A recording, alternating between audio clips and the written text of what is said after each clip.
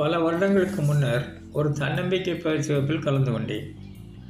ஒரு கட்டத்தில் பயிற்சியாளர் நீங்கள் யார் என்று ஒவ்வொருவராக கேட்டுக்கொண்டு வந்தார்.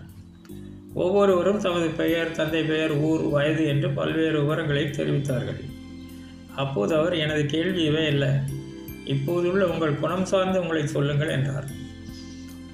ஒருவர், நான் முன்கோபக்காரன்.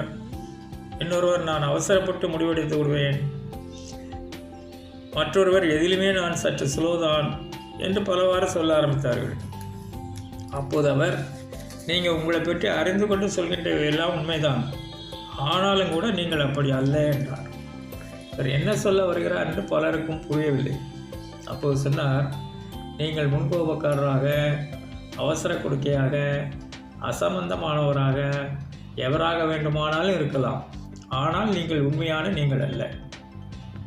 இப்போதுள்ள நீங்கள் உங்கள் பெற்றோரால், உங்கள் சொந்த பந்தங்களால், உங்கள் நட்புகளால், சுற்றுப்புற மனிதர்களால் உருவாக்கப்பட்டுத்தான் இவ்வாறு இருக்கிறீர்கள். இறைவன் படைப்பில் நீங்கள் பலவித ஆற்றல்களையும் கைவரப்பெற இயற்றவராகத்தான் படைக்கப்பட்டீர்கள். ஆனால் 5-6 வயதுக்கு பின்னர் உங்களை உருவாக்கியவர்கள் நான் சொன்ன நபர்கள்தான். எனவே எனது எதிர்மறை எண்ணங்கள், செயல்கள், கருத்துக்கள், நம்பிக்கைகள் அனைத்தும் பிறரால் எனக்கு தரப்பட்டவளையே தவிர எனது ஒரிஜினல் அல்ல என்பதை புரிந்து கொள்ள வேண்டும்.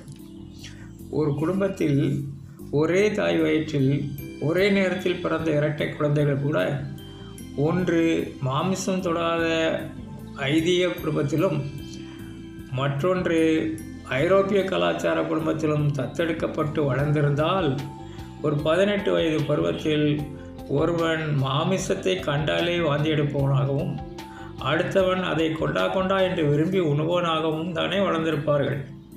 எனவே நம்முடைய எதிர்மறை எண்ணங்கள், குணங்கள், நம்பிக்கைகள் கூட பிறரால் நம்மிடம் புகுத்தப்பட்டவையே என்பதை புரிந்து கொண்டு மனதில் உறுதியுடன் நம்மை மாற்றிக்கொள்ள முற்பட்டால் நிச்சயம் நாமும் வெற்றியாளராகலாம் என்றார்.